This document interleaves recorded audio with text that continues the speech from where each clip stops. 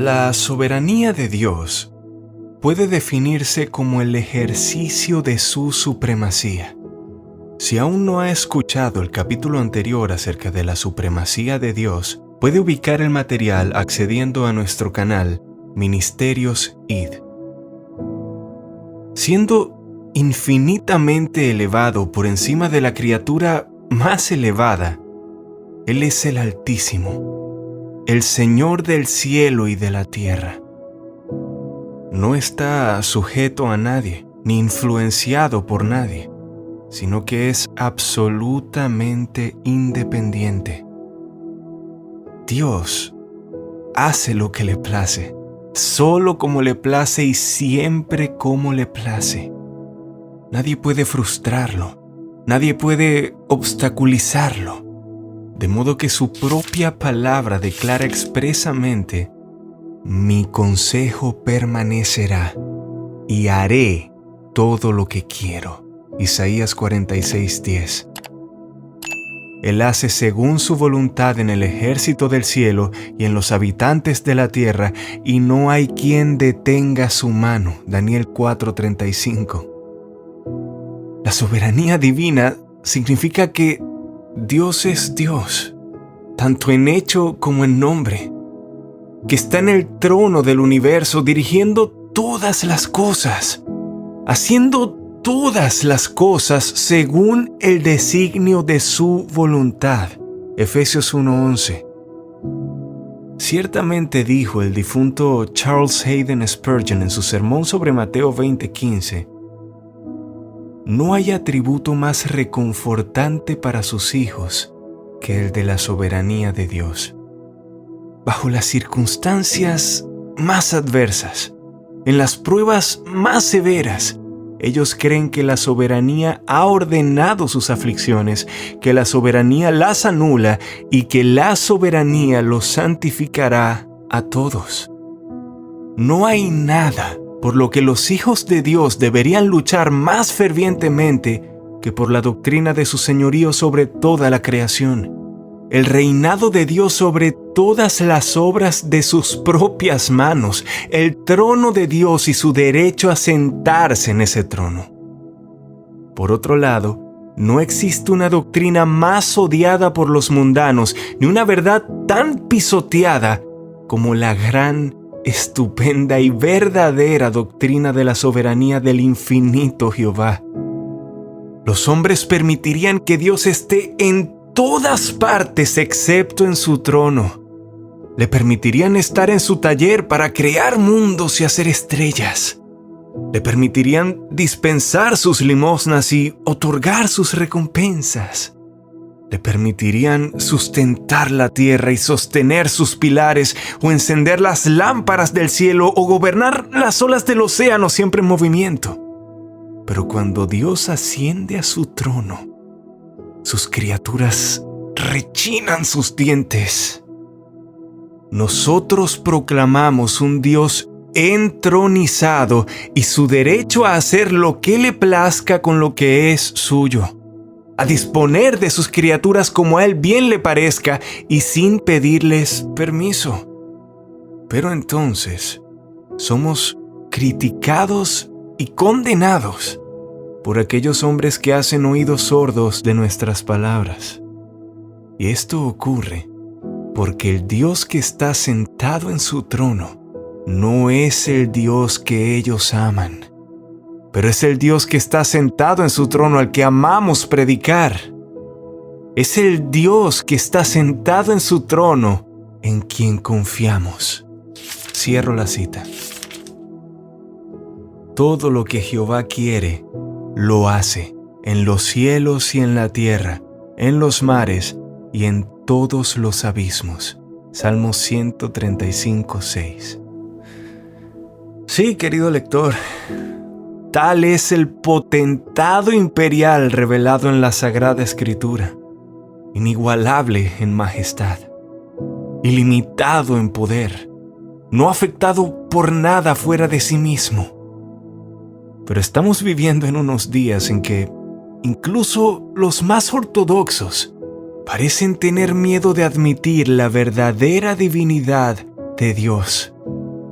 Dicen que insistir en la soberanía de Dios sería excluir la responsabilidad humana, cuando en realidad es la responsabilidad humana la que se basa en la soberanía divina y es el producto de ella. Y esto nos lleva a nuestro segundo encabezado: responsabilidad humana y soberanía divina. Nuestro Dios está en los cielos. Todo lo que quiso, ha hecho. Salmo 115, 3. Él eligió soberanamente colocar a cada una de sus criaturas sobre esa base específica que pareció bien a sus ojos. Él creó ángeles. A algunos los colocó en un estado condicional, a otros les dio una posición inmutable delante de Él. 1 de Timoteo 5:21. Haciendo de Cristo su cabeza. Colosenses 2:10. No se pase por alto que los ángeles que pecaron, 2 de Pedro 2:4, fueron también creados por Dios, tal como los ángeles que no pecaron.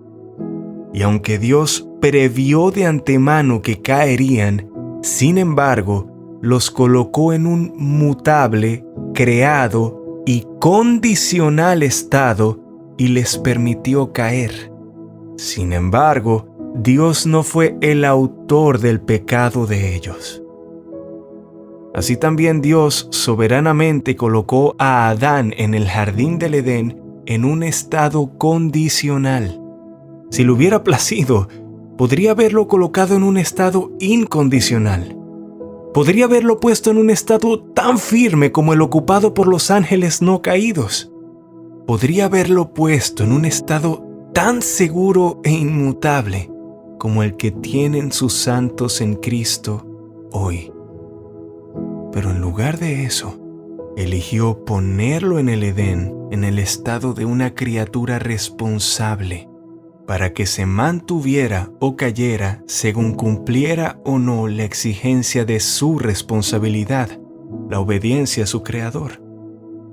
Adán fue responsable ante Dios por la ley que su Creador le había dado. Aquí había responsabilidad intacta, probada bajo las condiciones más favorables. Ahora, Dios no colocó a Adán en un estado de criatura responsable condicional porque era correcto que él así debiera hacerlo. No, sino que fue correcto porque Dios lo hizo. Dios ni siquiera les dio el ser a las criaturas porque fuese correcto que lo hiciera. Es decir, porque tenía la obligación de crear, sino que fue correcto porque fue Dios quien lo hizo. Dios es soberano, su voluntad es suprema. Lejos de que Dios esté bajo ninguna ley de derecho, Él es ley en sí mismo, de modo que todo lo que Él hace es correcto. Y ay del rebelde que cuestione su soberanía. Ay del que pleitea con su hacedor, el tiesto con los tiestos de la tierra. Dirá el barro al que lo labra: ¿qué haces? O tu obra, no sabes lo que haces. Isaías 45:9. Además, el Señor Dios colocó a Israel soberanamente en un estado condicional. Los capítulos 19, 20 y 24 de Éxodo ofrecen una prueba clara y completa de esto. Ellos fueron puestos bajo un pacto de obras. Dios les dio ciertas leyes e hizo que la bendición nacional para ellos dependiera de la observancia de sus estatutos. Pero Israel tenía dura su cerviz y un corazón incircunciso. Se rebelaron contra Jehová, abandonaron su ley, se volvieron hacia dioses falsos y apostataron. En consecuencia, el juicio divino cayó sobre ellos. Fueron entregados en manos de sus enemigos, dispersados por toda la tierra y permanecen bajo el ceño fruncido del disgusto de Dios hasta el día de hoy. Fue Dios en el ejercicio de su alta soberanía, el que puso a Satanás y sus ángeles, a Adán e Israel en sus respectivas posiciones de responsabilidad. Pero en lugar de que su soberanía le quitara la responsabilidad a la criatura, fue por el ejercicio de su soberanía que los puso a todos ellos en ese estado condicional, bajo las responsabilidades que él consideraba apropiadas, en virtud de cuya soberanía él es conocido como Dios sobre todas las cosas. Por lo tanto, existe una perfecta armonía entre la soberanía de Dios y la responsabilidad de la criatura. Muchos me han dicho tontamente que es imposible mostrar dónde termina la soberanía divina y dónde comienza la responsabilidad de la criatura. He aquí donde comienza la responsabilidad de la criatura: en la ordenación soberana del Creador. En cuanto a su soberanía, no hay y nunca habrá un fin para ella. Pero ahora daremos más evidencias de que la responsabilidad de la criatura se basa en la soberanía de Dios. ¿Cuántas cosas se registran en la Escritura que eran correctas únicamente porque Dios las ordenó y que no hubieran sido correctas si Él no las hubiera ordenado? ¿Qué derecho tenía Adán de comer de los árboles del jardín? El permiso de su hacedor, Génesis 2:16, sin el cual habría sido un ladrón. ¿Qué derecho tenía Israel de demandar las joyas y vestiduras de los egipcios, Éxodo 12:35? Ninguno, sino que Jehová lo había autorizado, Éxodo 3:22. ¿Qué derecho tenía Israel de matar tantos corderos para el sacrificio? Ninguno, excepto que Dios lo ordenó. ¿Qué derecho tenía Israel de matar a todos los cananeos? Ninguno, salvo que Jehová se lo había ordenado. ¿Qué derecho tiene el esposo a exigir la sumisión de su esposa? Ninguno, excepto que Dios así lo estableció. Y así podríamos continuar. La responsabilidad humana se basa en la soberanía divina. Un ejemplo más acerca del ejercicio de la soberanía absoluta de Dios. Dios colocó a sus elegidos en un estado diferente al de Adán o Israel. Puso a sus elegidos en un estado incondicional. En el pacto eterno, Jesucristo fue nombrado su cabeza, tomando sus responsabilidades sobre sí mismo y logró para ellos una justicia perfecta, irrevocable y eterna. Cristo fue colocado en un estado condicional porque fue hecho bajo la ley para que redimiese a los que estaban bajo la ley. Solamente que existía esta diferencia infinita. Los otros fallaron, pero Él no, pues ni siquiera era posible que fallase. ¿Y quién puso a Cristo en ese estado condicional? El Dios Trino. Fue la voluntad soberana la que lo designó, el amor soberano el que lo envió y la autoridad soberana quien le asignó su obra. Se impusieron ciertas condiciones al mediador. Él debía ser hecho a semejanza de la carne del pecado. Debía magnificar la ley y hacerla honorable. Él debía llevar todos los pecados de todo el pueblo de Dios en su propio cuerpo sobre el madero.